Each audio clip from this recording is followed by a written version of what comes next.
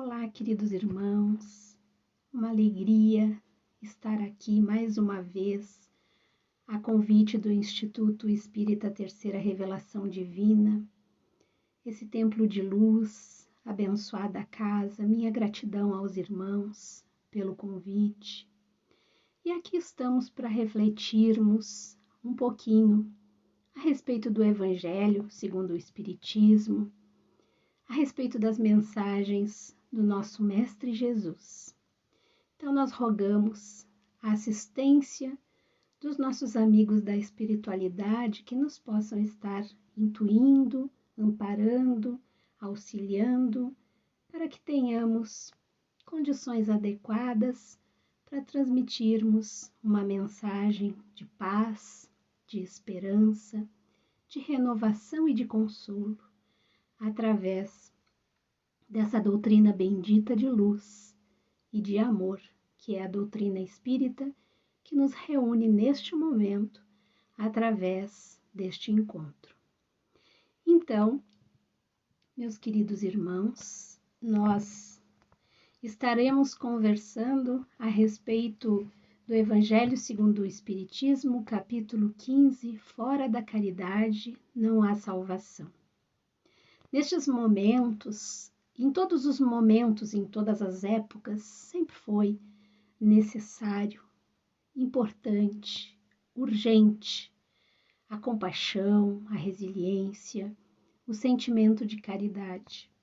Mas neste momento é muito importante que nós estejamos atentos ao desenvolvimento dessa virtude, a mais importante de todas, né? Então, justamente sobre estas questões nós vamos refletir, iniciando a nossa reflexão através do Livro dos Espíritos. Quando fala das virtudes e dos vícios, no capítulo da perfeição moral, na questão 893, Kardec pergunta qual das mais meritórias de todas as virtudes. E a espiritualidade responde que todas as virtudes têm o seu mérito próprio, e que a sublimidade da virtude, porém, está no sacrifício do interesse pessoal pelo bem do próximo, sem pensamento oculto. A mais meritória é a que assenta na mais desinteressada caridade. Portanto, a mais meritória de todas as virtudes é a caridade, desde que esteja assentada nesse desinteresse, nesse puro desejo de servir e de fazer o bem pelo bem do outro, por nenhum interesse oculto, por nenhuma vontade própria, por nada que depois tu vá cobrar, né, ou jogar para a pessoa, olha, eu te ajudei em tal momento, agora é a hora. Não, fazer a caridade é dedicarmos-nos de alma para aquele alguém, sem esperar absolutamente nada em troca. Nós temos muitas demonstrações, né, de caridade por aí afora.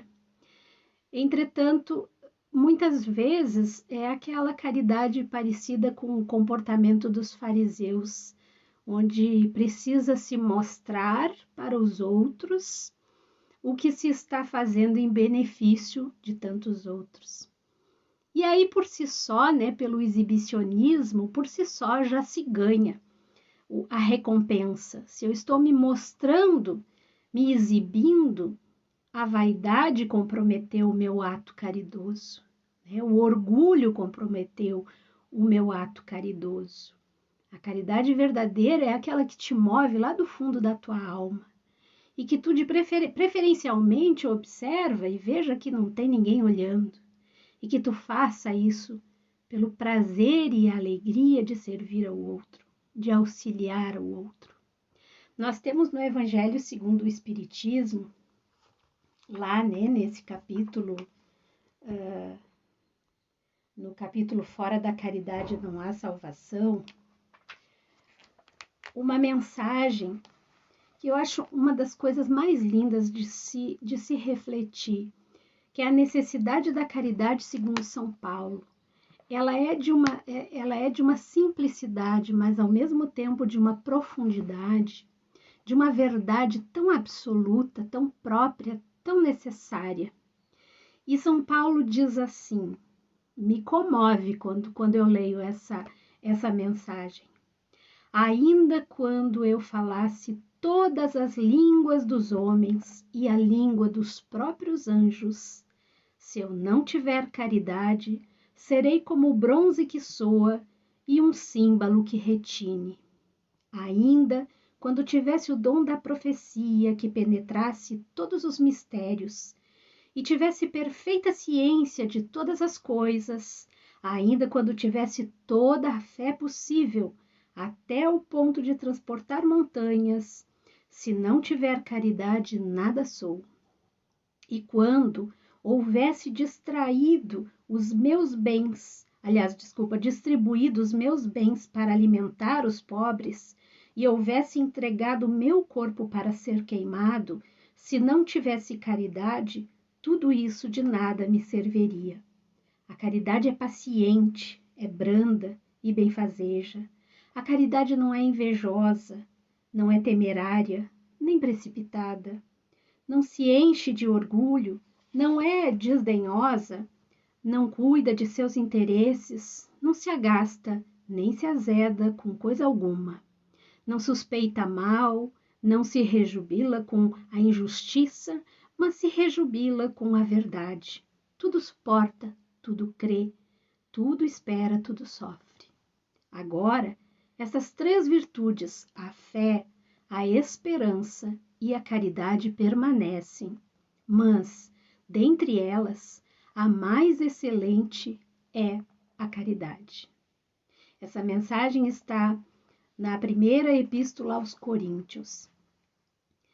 Ela toca fundo na alma, porque ela ensina que a fé é importante, a esperança é muito importante, né? Ela ensina que a coragem é importante, ela ensina que nos movimentarmos em benefício de nós mesmos é importante, mas que se a caridade não for pura e verdadeira, se ela não for de fato aquele movimento de amor, e é isso que é a caridade, é o amor em movimento, não se faz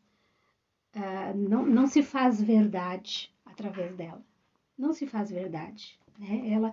Ela precisa verdadeiramente ser pura, ser na sua essência. E nós temos também nesse mesmo capítulo uma mensagem de Paulo, o apóstolo, lá na Instrução dos Espíritos, que também nos fala maravilhosamente. Ele diz, levando-a por guia, a caridade no caso, nunca o homem se transviará. Submetei todas as vossas ações ao governo da caridade, e a consciência vos responderá. Uma virtude negativa não basta, é necessário uma virtude ativa.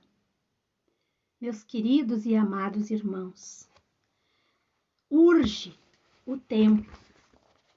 Nós precisamos cada vez mais nos movimentarmos em benefício uns dos outros.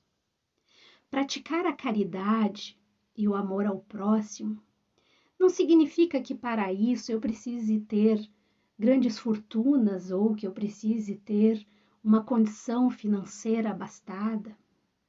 Para praticar a caridade verdadeira, aquela que Jesus espera de nós, aquela que a doutrina de Jesus nos explica, né, nos ensina, nos demonstra, basta amor ao próximo. Basta trabalharmos para vencermos as nossas vicissitudes. Porque a caridade e a humildade, elas são contrárias àquilo tudo que são as chagas da humanidade, que é o egoísmo, que é o orgulho. Portanto, quando nós estamos trabalhando em nós o sentimento criativo e produtivo da caridade, nós estamos pouco a pouco, passo a passo, nos desvencilhando do egoísmo.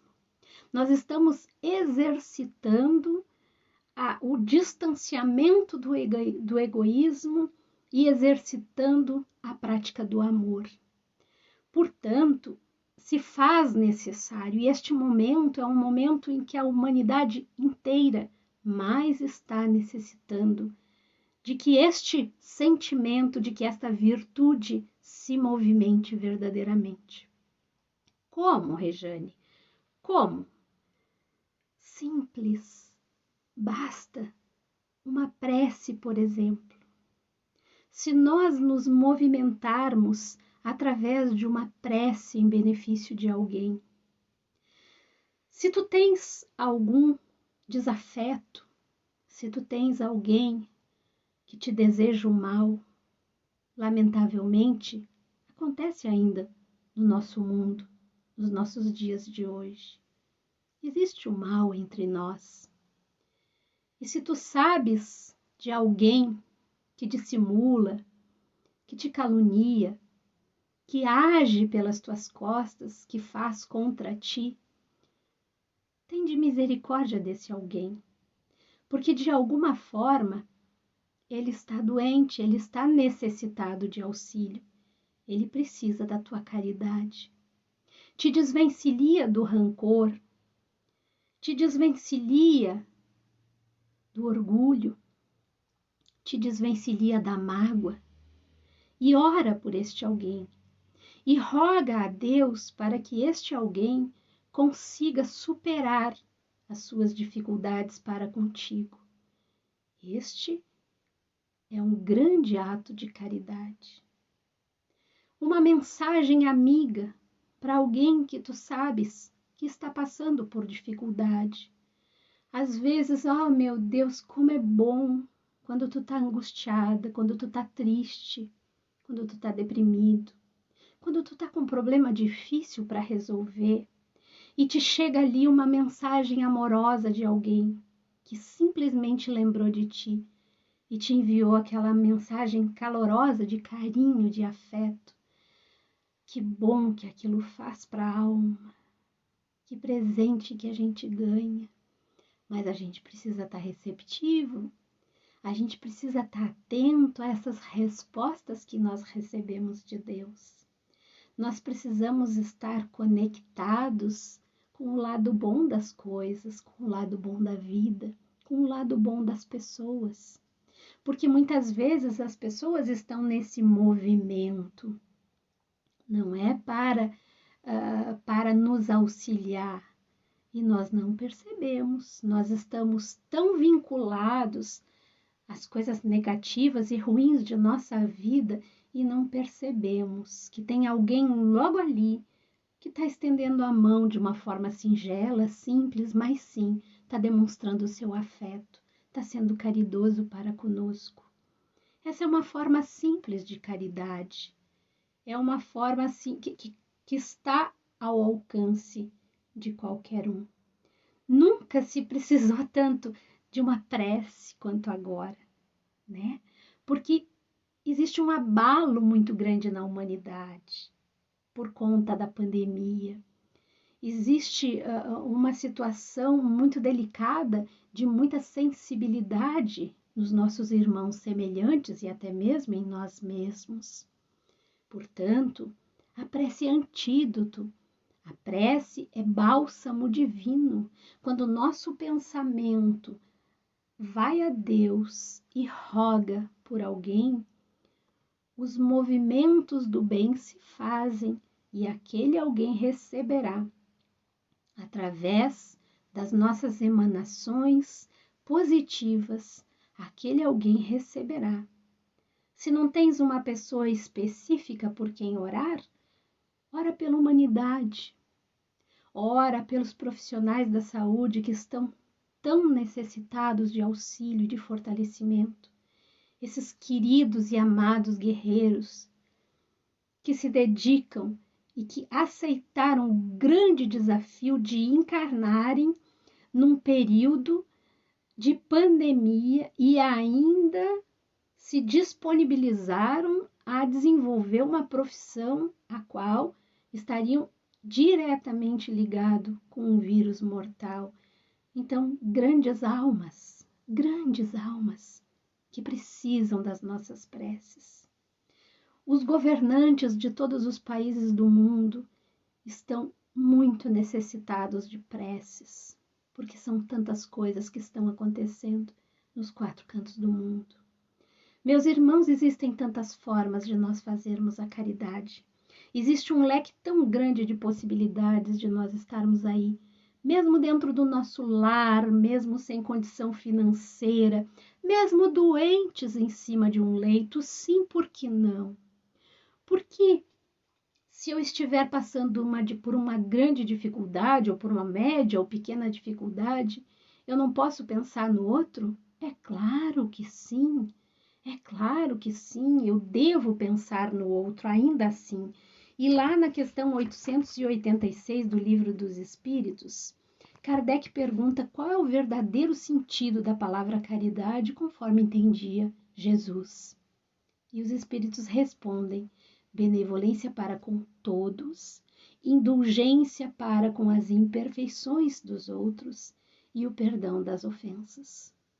Então, a prática da caridade está totalmente vinculada às nossas relações com o outro. Está diretamente ligada às nossas ações com relação aos nossos semelhantes. Eu só consigo praticar a verdadeira caridade quando eu me movimento em benefício do meu próximo, quando eu faço em benefício do meu próximo. Mas eu preciso também aprender a prática dessa bênção primeiro comigo mesma. É a mesma coisa que o amor. Eu só consigo amar alguém quando eu aprendo a amar a mim mesma. A caridade é a mesma coisa. Eu vou ser caridosa com os meus semelhantes quando eu aprender a ser caridosa comigo mesma. O que é ser caridosa comigo mesma? É cuidar, é zelar, é buscar um olhar não maldoso, não crítico e perverso a ponto de aniquilar o meu ser, porque muitas vezes nós nos colocamos com o desejo de nos protegermos na condição de vítima, nos aniquilamos, né? Nos atrapalhamos o nosso processo de progresso. Então é procurar ver quem realmente sou, o conhece-te a ti mesmo. Procurar me conhecer verdadeiramente e a partir deste autoconhecimento a tão necessária reforma íntima, buscando aqui, buscando acolá as transformações necessárias no meu ser. Isso é caridade de mim para comigo, é fazer o bem para mim, é me dedicar a me melhorar, a ser um ser melhor. Quando eu conseguir me aproximar deste ser melhor, deste ser, de ser esse homem de bem, né? Quanto mais eu me afasto do homem velho e me aproximo do homem novo, do homem do bem, mais eu estarei próxima da condição da prática do amor e da caridade. Todo esse movimento, portanto, precisa vir da intimidade do meu ser. Por mais que eu faça coisas e mais coisas exteriores para mostrar, para demonstrar quão grandioso é o meu coração, se tudo isso não vem lá de dentro e se eu não estiver agindo em benefício do meu próximo, eu nada estarei fazendo, como nos disse, né, aquela linda e maravilhosa mensagem de São Paulo. Nós temos aqui uma historinha do livro o Jesus no Lar, psicografia de Chico Xavier, pelo espírito Neio Lúcio. E é o capítulo 7, o maior servidor. Filipe, né, estavam em reunião e Filipe pergunta para Jesus: quem é o maior servidor de Deus? Quem seria o maior servidor de Deus? E Jesus, daquele jeitinho de contando histórias, ele vai ensinando, né, o amor na prática ali. Ele conta que uma grande multidão se consagrava em um extenso campo, quando aí chegou um famoso guerreiro, carregado de espadas e medalhas, e que passou a dar lições táticas militares, concitando os circunstantes ao aprendizado da defesa. O povo começou a fazer aqueles exercícios constantemente, né? Entregando-se à perigosa corrida sem proveito real. Todavia, continuou como dantes sem rumo e sem júbilo, perdendo muitos jovens nas atividades preparatórias da guerra provável. Aquele guerreiro acabou trazendo, ao invés da preparação para a batalha, muita morte, muito sofrimento.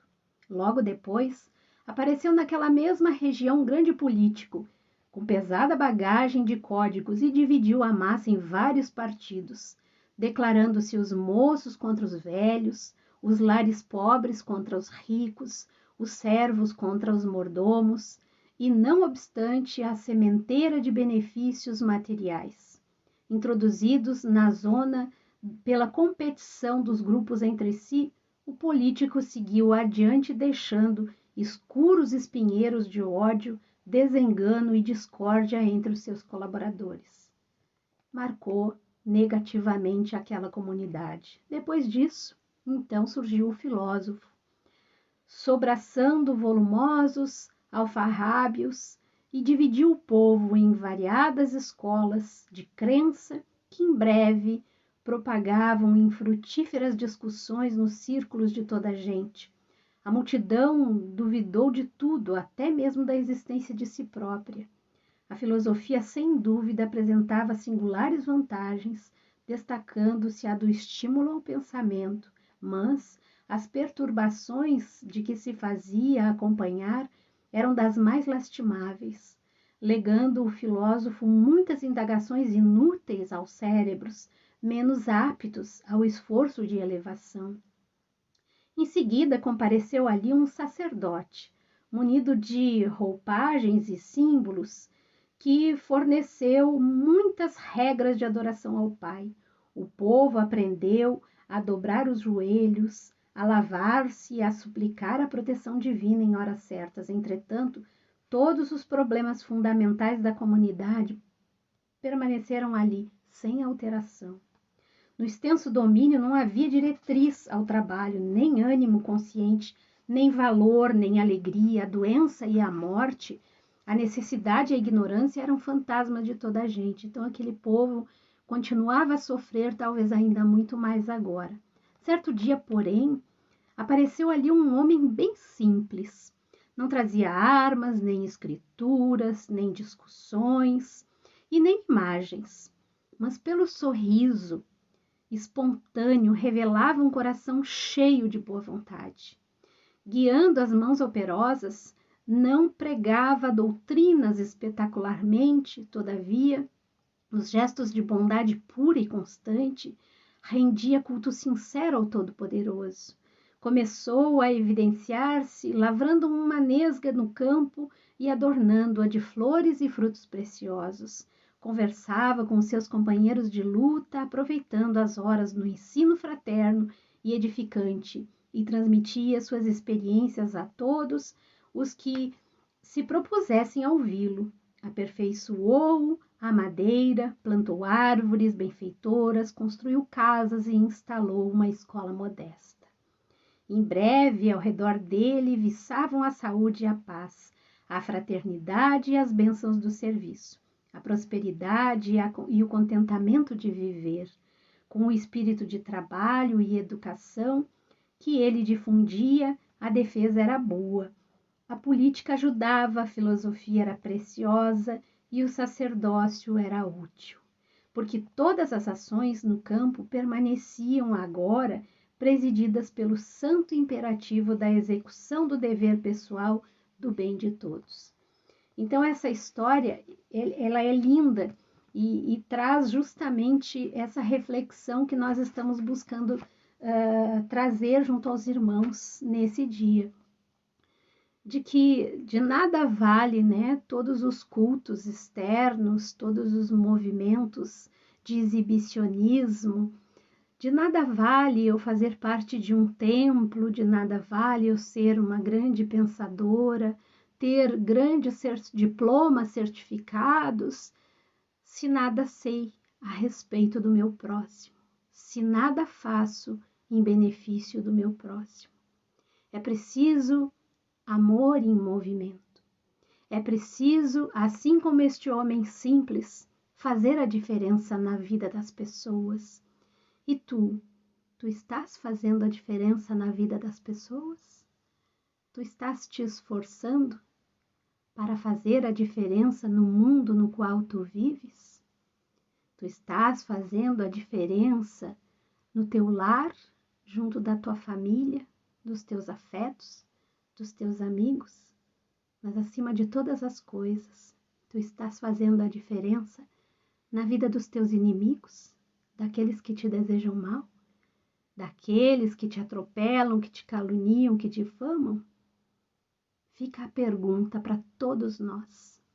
O que nós estamos fazendo da nossa vida, deste momento, desta oportunidade, que é tão preciosa para todos nós? E a prática da caridade, extremamente urgente em todos os cantos do mundo. Amados e queridos irmãos, minha gratidão pela oportunidade de aqui termos estado juntos nessas reflexões tão importantes. Possamos levar conosco, né, esse pensamento. O que eu estou fazendo? E o que eu posso fazer? Como eu posso melhorar a minha vida? Como posso ser mais caridoso comigo mesmo? E como posso praticar melhor a caridade para com o meu próximo? Como nós aqui percebemos, não precisa muita coisa. Não precisa grandes movimentos, não precisa grandes feitos. Basta, única e exclusivamente, amar. Amar verdadeiramente. Muito obrigada pela paciência de todos. Muito obrigada ao Instituto Espírita. Muito obrigada pela paciência. Um abraço no coração de todos.